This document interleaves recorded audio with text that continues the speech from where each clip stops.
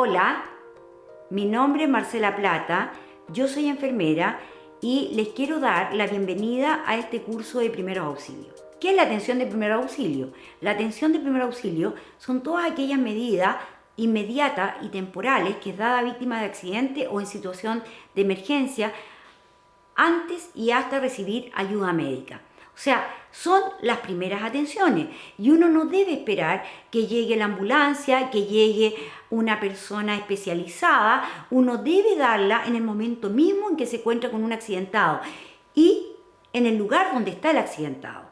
Vamos a ver, ¿cierto?, los principios generales y vamos a ver acá cuál es la actitud que ustedes deben tener frente al accidentado. Lo primero es actuar en relación al ser. Seguridad, escenario y recursos. Seguridad, siempre debemos evaluar el entorno donde nosotros estamos. De partida, no podríamos, ¿cierto?, dar atención de primer auxilio en un lugar donde se está incendiando, ¿ya? Después, ¿cierto?, vamos a ver que necesitamos ver el escenario. ¿Cuántas personas están involucradas en el accidente? Y los recursos, ¿con qué recursos cuentan? Ustedes cuentan, ¿cierto?, con elementos, botiquín, cuentan con medio de alguna manera de trasladar este accidentado a ambulancia, entonces recursos. ¿Ya? Y activamos, si no contamos con estos medios, activamos entonces esos recursos. Llamamos para que nos llegue la ambulancia. Ahora, una cosa muy importante es considerar que nosotros somos el espejo del accidentado. Todo lo que el accidentado trata de averiguar de su lesión, lo mira a través de la cara nuestra. Por lo tanto, nunca colocar caras de sorpresa o hacer comentarios inoportunos con este accidentado, porque lo único que podríamos considerar o ocurrir que este accidentado se asuste y caiga en estado de shock. Una vez que ya sabemos cuál es la actitud que nosotros debemos tener frente al accidentado, lo que vamos a hacer ahora es examinar al accidentado. Y para examinar al accidentado, ¿cierto?, lo primero que hago es ver si la persona tiene conciencia. ¿Y cómo mido el estado de conciencia? Preguntándole, ¿está usted bien? ¿Se siente bien? ¿Qué le pasó? ¿Dónde está la lesión que tiene? Si la persona contesta, diríamos que está consciente. Por lo tanto, en ese lesionado consciente, lo más importante es identificar las partes dolorosas. O sea, si la persona me dice, mire, me duele mucho el brazo, yo tengo la obligación de revisar el brazo, donde la persona me indica que tiene el problema. El problema lo voy a tener con una persona inconsciente, que no me pueda referir nada. En ese caso, lo que tengo que hacer es examinar, ¿cierto?, la circulación. Después, si tiene circulación, la vía aérea y la respiración. ¿Cómo examino la circulación? Mediante el pulso. Para tomar el pulso, toco la nuez de Adán y coloco los dedos aquí al lado de la tráquea. El pulso que yo debo tomar es el pulso carotidio. ¿Por qué ese pulso? Porque primero es el más fácil de encontrar, es el más fuerte y nunca se pierde. Solo se pierde cuando la persona está en paro. Ahora, el pulso lo debo tomar con estos dedos, nunca con este porque tiene pulsación propia. El pulso se puede tomar derecha o izquierda, pero nunca en ambos lados a la vez. Yo tomo el pulso, ¿cierto? La persona tiene pulso, pero el hecho que tenga pulso no me indica que está respirando. Por lo tanto, tengo que ver la vía aérea y medir la respiración. La respiración yo la puedo tomar de tres formas. La escucho, la miro o la siento, ¿ya? La persona también tiene respiración. En ese caso, yo hago un examen físico. El examen físico comienza en la cabeza y termina en los pies, ¿ya? ¿Qué es lo que busco? Aumentos de volúmenes, pérdida continua de tejido o herida, ¿ya? Sangramiento. Eso es lo que busco. ¿Dónde está la lesión de este accidentado? Si yo le hago este examen, voy a ver qué lesiones tiene y me tengo que abocar a la lesión que tiene este accidentado, ¿ya? Por ejemplo, si veo que en esta zona se está pasando con sangre, ¿cierto? Simplemente lo que tengo que hacer es cortar la ropa o rasgarla, pero nunca sacarla porque podría, ¿cierto?, hacer más daño. Para eso entonces yo corto la ropa y ahí me doy cuenta de qué lesión se trata y lo voy a tratar. Ahora, ¿cuál es la prioridad de atención de este accidentado? Es, ¿cierto? Siempre los problemas respiratorios graves los atiendo primero. Las personas que están con grandes hemorragias arteriales las atiendo segundo. Y las personas que están en estado de shock las atiendo tercero. Esa es la prioridad de atención. Siguiendo con los procedimientos generales para prestar primeros auxilios, ¿cierto? Si este accidentado empieza a vomitar, habría que colocarlo en posición lateral. Eso para evitar la acumulación de secreciones que obstruya la vía aérea y evitar una posible asfixia. Si yo no lo coloco de lado, probablemente va a morir por asfixia. Una cosa importante es mantener el público alejado, el público molesta. Entonces, al público uno le debe preguntar quién sabe de primeros auxilios que los pueda ayudar. El que no sepa de primer auxilio, ustedes deleguenle funciones, como por ejemplo llame al médico, busque la ambulancia, haga un techo con ropa para que no le dé el sol en la cara a este accidentado. Y vamos entonces a tener en mejores condiciones este accidentado. Una cosa, y creo que es la más importante, nunca se le debe dar líquidos a beber a un accidentado. Y lo primero que llega al lugar del accidente es un vaso con agua. ¿Qué pasa si yo le doy un vaso con agua al accidentado? Probablemente lo va a tomar, va a llegar al estómago y ahí lo va a devolver. Y al devolverlo lo puede aspirar. Y le provoco yo una aspiración, ¿cierto?, de líquido y por lo tanto un paro respiratorio por esta aspiración de líquido. Entonces, a un accidentado nunca hay que darle de beber líquido de ninguna naturaleza. También es importante evitar que el accidentado vea sus lesiones, porque muchas veces la gente se asusta cuando ve salir sangre de una parte de su cuerpo. Por ese motivo, entonces, eviten que el accidentado vea las lesiones. No se debe abandonar a este accidentado para buscar ayuda, ¿ya? Uno debe gritar, pero nunca abandonar al accidentado y dejarlo solo por buscar ayuda.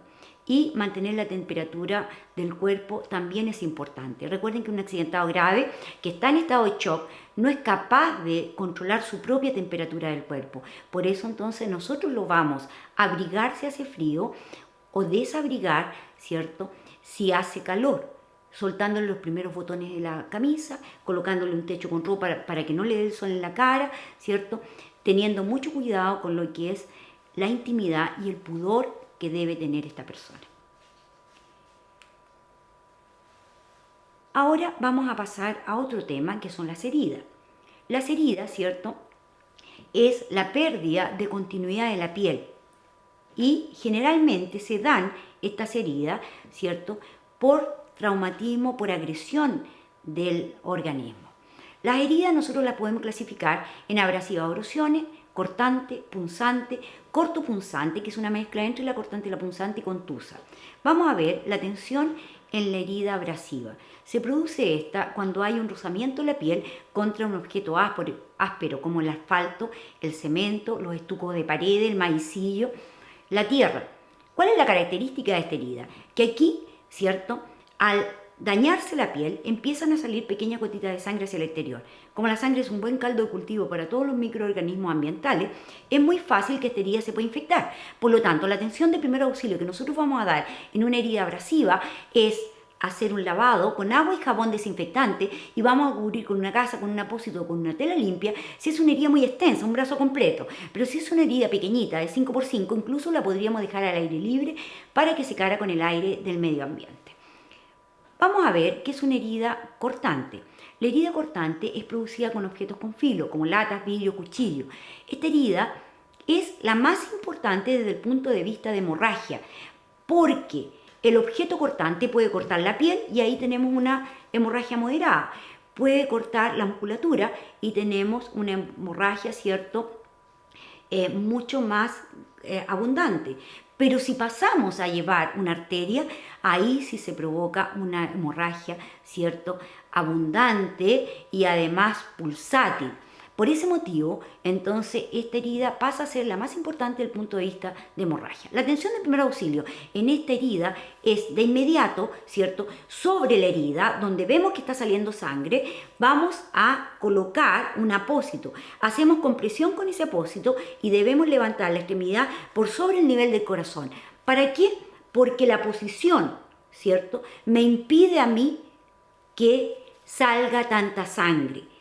La sangre por gravedad le cuesta subir y al costar subir entonces me ayuda a contener la hemorragia mucho más rápido.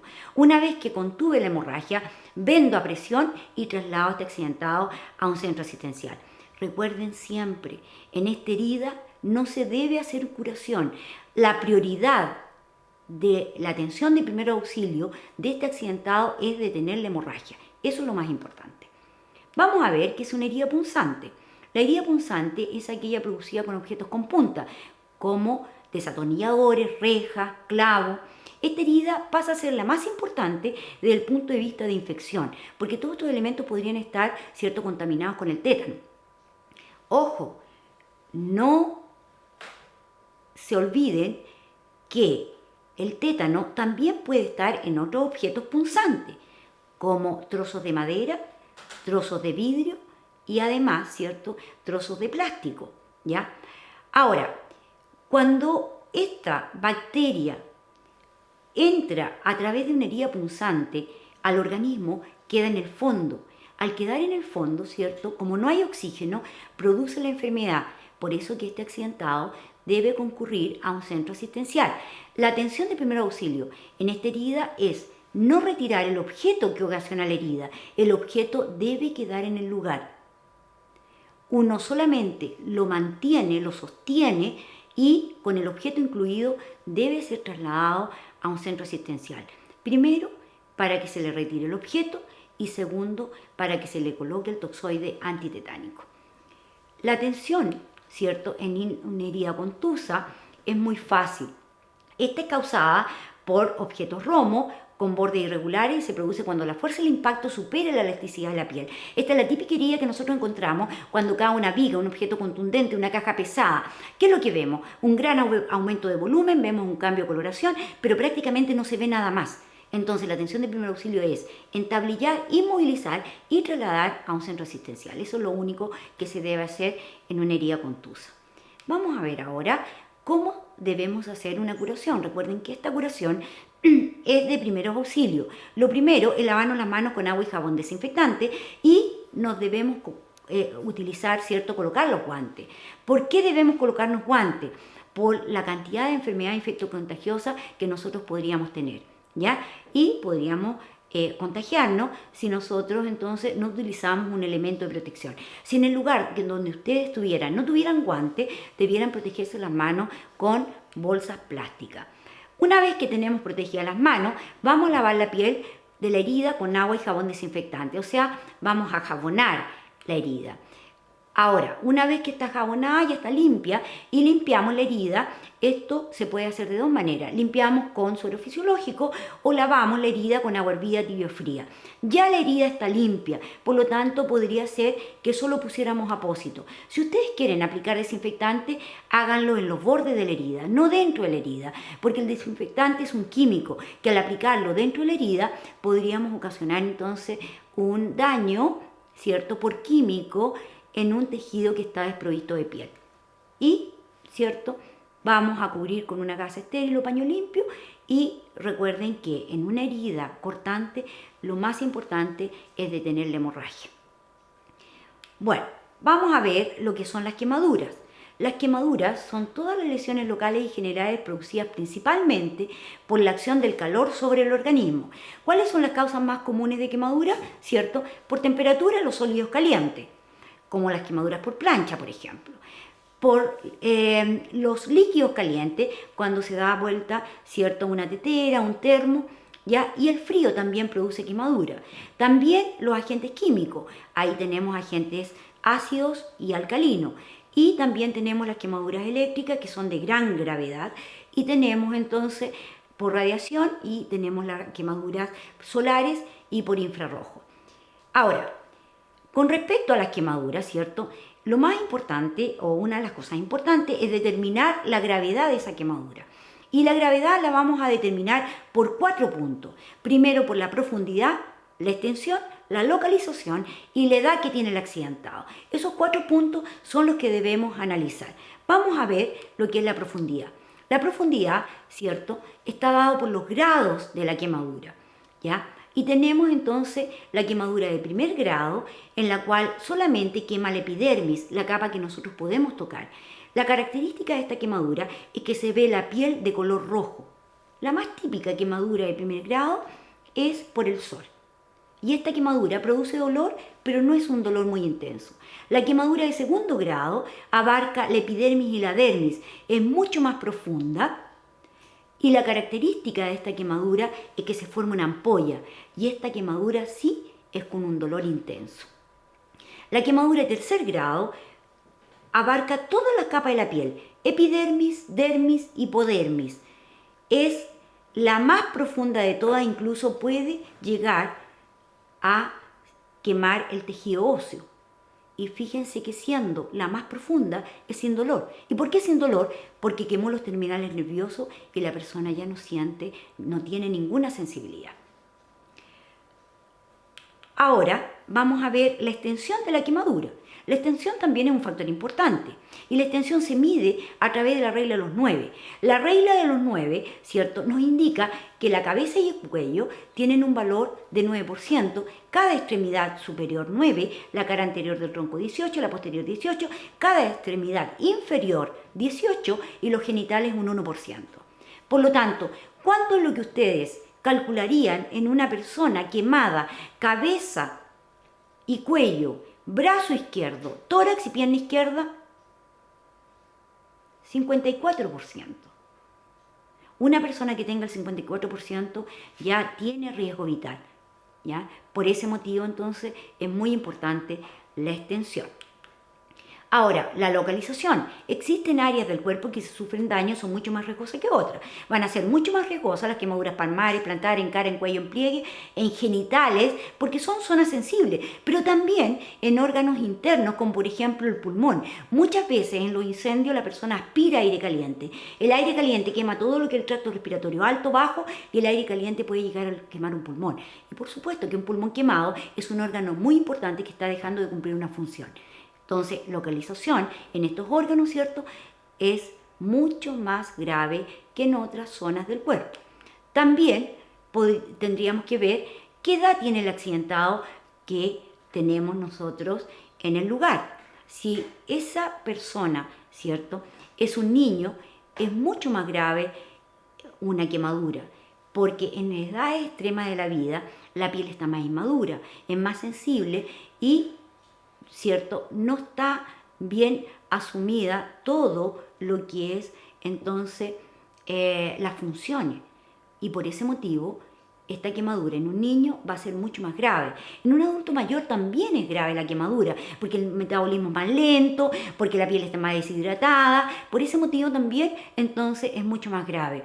Por eso que en edades extremas de la vida, las quemaduras son mucho más graves, ¿ya?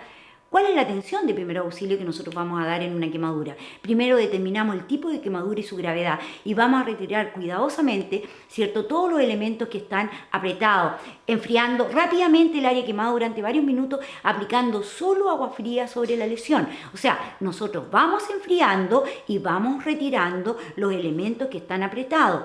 ¿Por qué debemos retirar los elementos que están apretados? Porque de alguna forma los elementos como anillos, reloj, cinturones, ¿cierto?, van a hacer compresión en la circulación de esa extremidad y podríamos entonces, al dejarla sin circulación, provocar una necrosis, una muerte del tejido. Por eso entonces debemos retirar todos los elementos. Ahora, ¿por qué siempre debemos aplicar agua fría y no colocar crema? Porque nosotros debemos enfriar rápidamente el tejido que está caliente. Si no lo enfriamos, se va a seguir extendiendo y se va a seguir profundizando. Por eso que es importante rápidamente entonces enfriar, tirarle agua helada.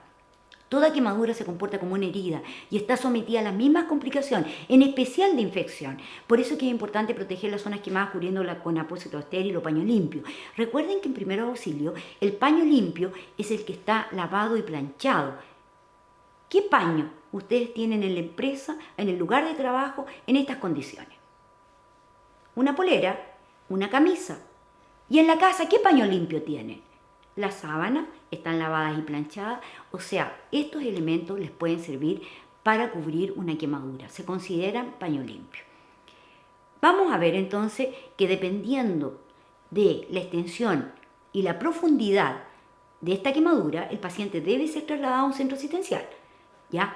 Ahora, cuando nosotros, vendamos esta quemadura, nunca debemos vendar dos zonas quemadas adheridas. O sea, si es una mano quemada, nunca vendarla con los dedos, ¿cierto?, juntos, porque esos dedos se van a pegar, ¿ya? Entonces, debemos vendar cada dedo por separado y después la mano completa, ¿ya? El brazo debemos vendarlo completamente extendido, nunca en esta posición. La axila separada, el tórax separado, las piernas abiertas y los dedos del pie abiertos. Esa es la forma de vendar. Ahora, ¿qué es lo que no debemos hacer en una quemadura? Quitar la ropa adherida a la zona quemada. Si la ropa se pegó a la piel, déjenla ahí, no la saquen, porque al sacarla podríamos, ¿cierto?, retirar trozos importantes de piel. Tampoco debemos romper las ampollas. Las ampollas se deben romper en un centro asistencial con material estéril y tampoco se pueden aplicar ni pomadas ni ungüentos, porque al aplicar pomadas y ungüentos podríamos infectar esa quemadura, podríamos dañar la ampolla y provocamos entonces que se vaya produciendo más calor y más dolor. Vamos a ver ahora lo que es la fractura. ¿Qué es una fractura? No es más que la pérdida de continuidad que tiene un hueso. Y eso, ¿cierto?, comprometiendo el tejido blando que está cercano a la zona donde se produce la fractura. La fractura nosotros la podemos clasificar en dos. La fractura cerrada, en la cual el hueso se quiebra, pero queda bajo la piel. En cambio, la fractura abierta o expuesta es el cual en que el hueso se quiebra, pero es tan fuerte el impacto que quebró el hueso que corta el tejido muscular, corta la piel y sale hacia el exterior, colocando entonces la zona medular del hueso en contacto con el medio ambiente. ¿Cuál de las dos dirían ustedes que es más grave? ¿La abierta o expuesta? ¿Por qué es más grave? Porque estamos colocando una zona medular libre de gérmenes en contacto con el medio ambiente que está tremendamente, ¿cierto?, lleno de microorganismos. Por lo tanto, lo más probable es que esto se vaya a infectar. ¿Cuáles son los síntomas de una fractura? La persona les va a decir que tuvo un traumatismo previo, que se pegó, que le pegaron, que se cayó, ¿ya? También la persona va a sentir un chasquido o ruido característico. ¿Cómo es el ruido? Como un palo que se quiebra o un paquete de tallarines que cruje. Ese es el ruido característico que la persona les va a decir. Va a haber una herida en una fractura abierta y muchas veces hay exposición de tejido óseo hacia el exterior, ¿ya? También hay una deformidad. La extremidad se ve completamente deforme, como que está hacia otro lado. Si la persona quedara movilizando, su movilidad sería normal, con cojera, no va a poder caminar probablemente, no va a poder mover la extremidad, ¿ya? Hay una impotencia funcional, una inflamación y un equimosis por acumulación de sangre por rotura de vaso sanguíneo y hay un dolor que va aumentando, ¿cierto?, con los movimientos y al tocar la zona y que no calma en forma espontánea. La única forma en que pasa el dolor, que calme el dolor, es cuando uno lo entablilla, lo inmoviliza, ¿ya? Por ese motivo, entonces, uno debe inmovilizar este tipo de lesión. ¿Cuál es la atención de primer auxilio en una fractura? Inmovilizarlo y trasladar a un centro asistencial. Ojo, que cuando nosotros inmovilizamos tal cual la persona quedó. Nunca intentar volver a poner el hueso en su lugar, porque podríamos causar un daño mayor, ¿ya? ¿Quién debe colocar el hueso en su lugar? En un centro asistencial. Pero nosotros, ¿cierto?, para evitar una lesión mayor, solamente entablillamos o fijamos con cartones, ¿cierto?, inmovilizamos y trasladamos tal cual la persona quedó. Vamos a ver la atención de primer auxilio en lo que es la fractura abierta. Lo primero, ¿cierto?, es de inmediato colocar sobre la herida un apósito o tela limpia para evitar una contaminación. Vamos a controlar la hemorragia si fuera necesario. Ahora, cuando nosotros controlamos, ¿cierto?, la hemorragia, es muy importante no hacer la presión en el lugar donde está saliendo la sangre, sino que en los puntos de presión, que puede ser en el brazo o puede ser en la ingle. Porque de alguna forma, si hacemos presión en el lugar donde se corta el hueso, podríamos, ¿cierto?, lesionar más esa extremidad. Una cosa importante también es nunca introducir fragmentos óseos ni retirar astillas o fragmentos óseos sueltos cuando nosotros entonces estamos cubriendo la herida. Uno debe cubrir tal cual la persona quedó, ¿ya? Inmovilizamos y trasladamos a este accidentado a un centro asistencial de inmediato. Vamos a ver un tema que es de vital importancia en cuanto a la obstrucción respiratoria, ¿ya? Cuando un cuerpo extraño compromete la permeabilidad de la vía aérea, aquí compromete la vida. Aquí sí que la actuación debe ser rápida y enérgica, pues la vida del paciente depende de ello. Y las maniobras que se realizan son las maniobras de Heimlich. ¿En qué consiste la maniobra de Heimlich? En presionar el estómago. Al presionar el estómago, hacemos entonces que el cuerpo extraño salga por detrás. Nunca llevar los dedos dentro de la boca, porque lo único que logramos es llevar el cuerpo extraño más adentro. Para eso, ¿cierto?, nos colocamos detrás de la persona y lo sujetamos firme con, ¿cierto?, el pie. Fijamos su pie con nuestro pie de tal forma que si la persona se va hacia atrás, nosotros lo sujetemos con la cadera. Si la persona cae en inconsciencia, lo vamos a tener firme. Otra cosa importante es fijarnos dónde está su ombligo. Sobre el ombligo debemos hacer la mano haciendo un puño y presionamos hacia adentro y hacia arriba, hacia adentro y hacia arriba. Entonces, es muy importante, ¿cierto?, situar la parte del puño, ¿cierto?, por encima del ombligo del accidentado y con la otra mano comprimir hacia adentro y hacia arriba de 6 a 10 veces. La verdad es cuando uno lo hace bien, fuerte y firme, sale el cuerpo extraño de inmediato a la primera compresión, ¿ya? Cada compresión, recuerden que debe ser suficientemente fuerte para desbloquear la obstrucción, o sea, uno lo hace muy enérgico. Ahora, ¿qué pasaría si ustedes están solos y se están obstruyendo? Las automaniobras de Heimlich consiste en presionar el estómago con el respaldo de una silla alta y nos ayudamos con la base de la silla, como está la figura, para entonces ejercer una mayor presión y evitar así entonces que nosotros nos vamos hacia abajo y ocasionándonos daño a nivel de la cabeza. Ahora, esta silla es muy importante que sea una silla firme, muy, ¿cierto?, con un respaldo muy ancho, ¿cierto?, de tal manera que soporte el cuerpo de cada uno, ¿ya? Por ese motivo, nosotros en la casa debiéramos ubicar esta silla, que sea, ¿cierto?, más o menos altita, firme y que sea de fácil acceso, de tal manera que si nos estamos obstruyendo, llegar de inmediato al lugar donde está esa silla. Bien, con la maniobra de Heimlich vamos a pasar a lo que son las hemorragias. Las hemorragias, ¿cierto?, son muy importantes en el sentido que si uno actúa bien, de alguna manera vamos a sacar sin problema a ese accidentado. Recuerden ustedes que la sangre se encuentra circulando por el interior de los vasos sanguíneos, en arterias, en venas y en capilares, y que la transportan a todo el cuerpo. Cuando alguno de estos vasos sanguíneos se rompen, la sangre sale de su interior originando una hemorragia, que puede ser interna, externa o exteriorizada. ¿Qué es una hemorragia interna? Es aquella en que la sangre no sale hacia afuera del organismo, sino que queda en el interior. Es hemorragia igual, pero está dentro. Por lo tanto, ¿cierto?, las hemorragias internas no se ven. Por eso que es muy importante en una hemorragia interna actuar y trasladar este accidentado de inmediato. ¿Qué es una hemorragia externa? Es aquella en que sale la sangre hacia el exterior, ¿cierto?, y nosotros la podemos ver. Esta sangre, ¿cierto?, se puede ver siendo arterial y ahí nosotros nos encontramos con una hemorragia arterial. Se produce cuando se secciona una arteria, la sangre sale en forma pulsátil, a borbotones y es de color rojo brillante, porque la sangre arterial es una sangre que está limpia y llena de oxígeno, y el oxígeno es lo que le da el brillo a esta, ¿cierto?, hemorragia.